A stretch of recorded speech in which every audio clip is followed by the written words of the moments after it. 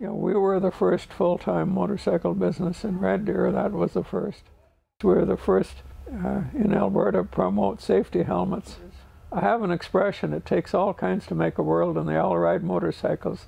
Because I bought my first bike in June of 1946 as I was finishing high school. Then we ordered a new British Panther machine that came in December. And that's when I actually started riding, in December of 1946.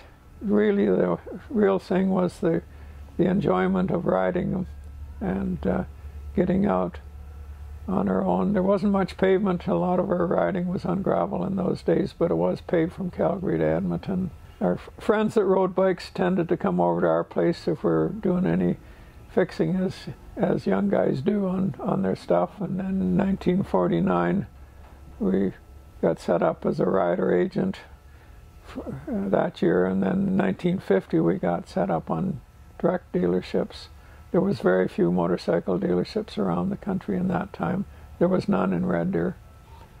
Well, it was a part-time deal. We worked, tried to do work at it in the evenings when the farming was done. It was a mile east and a half a mile south of the Olds, just east of the Olds College land. It was mostly young guys in those days. The riders now are a lot older on an average basis. But then it was very few older riders around. Most were quite young. There was a bit of a surge after the war, people coming back with the services, and some of them had bike interest, and there was lots of war surplus machines available that helped get people going. It was more just going for rides and riding for people working in town, riding to work and things like that. Well, there's always been a sporting aspect to it, motorcycle racing and different kinds. North American was more half-mile oval tracks. European was trials, and they called it scrambles, which is now called motocross. And that gradually came into the scene here. And road racing was very European, and there was a little bit of it done here, mostly on ex-Air Force landing strips. Well, I really wasn't the sporting rider. I was more my aspect was touring, which it still is. I like to go places. My first trip out of province was to Saskatchewan in 1947. I made it on a 1939 aerial single-cylinder bike. I went from Olds to Edmonton to Saskatoon, down to Moose Jaw, out to Rollo, which is better known now as Dog River and Corner Gas, where I have relatives, and then back to Calgary to go home to Olds. And at Gleason, just east of Calgary, that's where I got off the gravel and where the pavement started. I was a new rider and didn't know what to do in some cases, and coming back home from Moose Jaw, 5 miles out of Piapot, Saskatchewan, my rear chain came off. I didn't know that you should carry a spare connecting link with you. Anyway, I took the chain and I walked 5 miles into Piapot, Saskatchewan, never saw another vehicle. And there was a place there that repaired farm machinery, and they had a link that would fit. And then I started walking back towards the bike, and about halfway back, a young fella on a matchless bike came along and gave me a ride the rest of the way, put the connecting link in, and then off towards Calgary. The bikes weren't as heavy and so on as they are now, so it wasn't physically demanding that way. But nobody had electric starts in those days, so there was the challenges of starting if they didn't start easy. Most bikes, if they were right, started fine, but there were some were a little tricky. We started selling more and more bikes from the farm. It gradually evolved to the point where it was just about big enough to start a new business. I moved the business into Red Deer in the fall of '56. We started out in an old house down there, The first year we did business on the main floor and lived upstairs. 5307 Gates Avenue, just north of 53rd Street. It was an ideal location at that time. They're learning about business as we went along. There was many things to learn, bookkeeping and having to hire help. And well, what we sold the most of in those years was the NSU Quickly mopeds, but in the bigger bikes it was Triumph and BSA. The arrival of the Honda 754 was a big deal. I got one of the new ones then, and I still have it. I put 100,000 miles on it in 6 years. It's got 110,000 miles on it now. And of course the next big step was the Gold Wings, which have proven to be such long life, smooth, quiet, reliable motorcycles. But the bikes were very easy to ride and known for being good starters and so on. Bikes needed more service in those days, and if they were ridden really hard, they didn't last that long in those days. Overall, the motorcycles nowadays are much more long life and trouble-free, but they are much more technical now. Cost more money to buy and more money to work on, as automobiles do nowadays too. Fall of 1956, Red Deer was a booming city of 13,000. Just the economics of the day and the success of the farming community. Farmers were getting more affluent, and in the smaller communities it was easy for 14 and 15-year-olds to ride the mopeds. We were the first dealer in Alberta to actively promote, use, and sell safety helmets. There was no requirement of any kind. You just wore whatever you wanted to. But actually, it started out slowly until one person got in an accident locally that had a helmet on, cracked the helmet, no head injuries. Then all his friends bought helmets.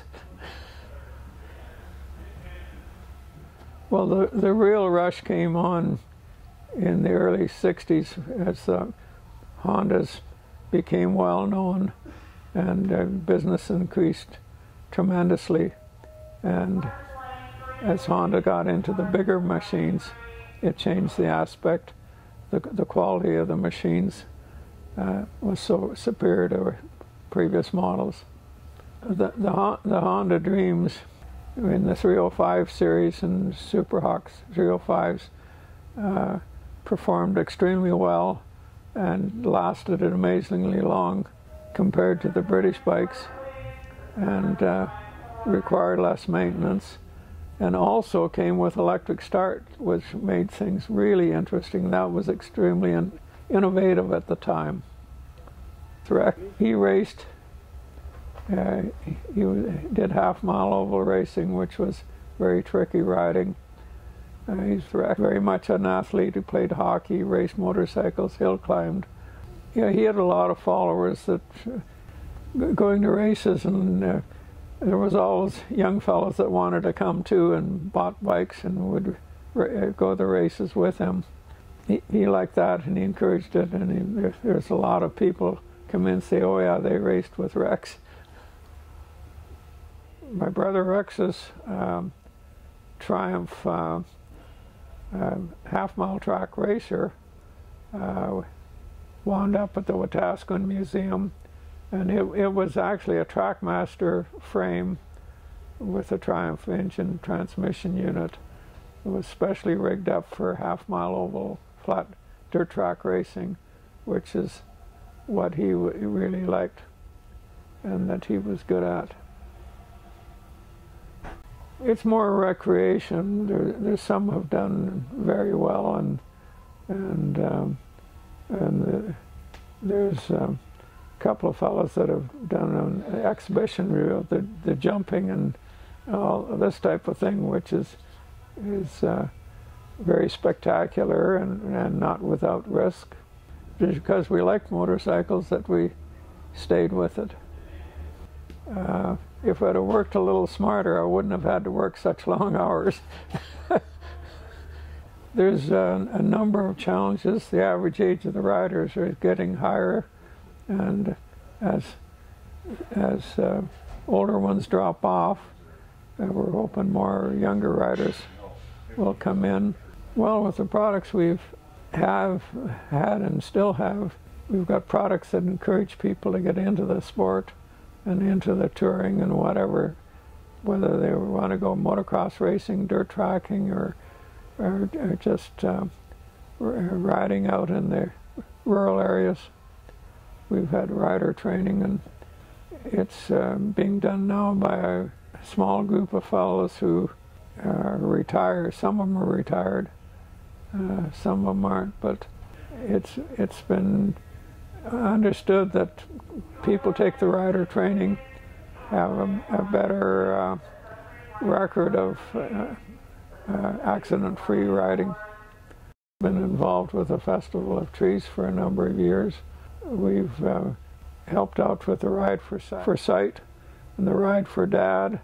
We're involved in that. The Pregnancy Care Center fundraisers and awareness groups.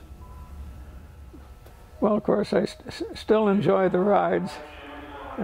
Ride to work most days except in extreme winter weather when it's colder than -15. And so I look forward to the ride in the morning and to the people that I meet in the business.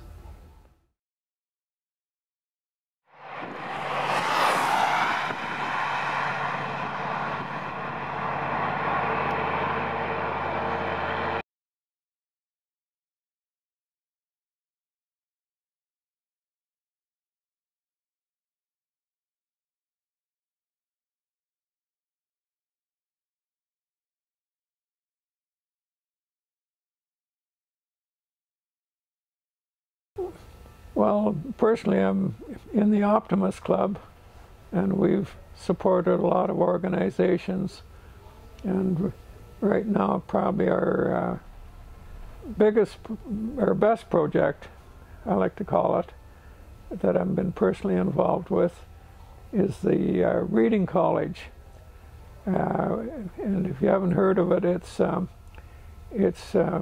was set up for students coming out of grade 2 that are behind on their reading, and if they can't read well, their success at school is going to go downhill.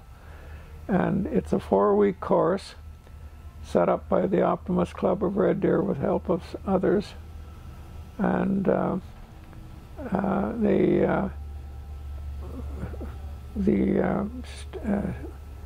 students are picked by teachers from various schools in the city who recognize with a little extra help these students could be brought up. And there are students that weren't making 50% in results, say for instance, will get up into the 75% range in grade 3 with this extra help. They have one teacher for every 7 students. And they pick them up in the morning by bus, and they give them breakfast, a morning snack, lunch, and then in afternoons they have life experience deals. Like I know they have gone to Drumheller to see the dinosaurs. I don't know if they do that every year. And these kids have come a long ways, and at the end of the 4 weeks they have a graduation at the Red Deer College. And we've had a lot of thank you from parents, and we've even had children said, well, they can come back next year. They enjoyed it so much, but no, it's a 1-year deal. They don't have a second opportunity. And it's been supported by others in the community as well as the Optimist Club.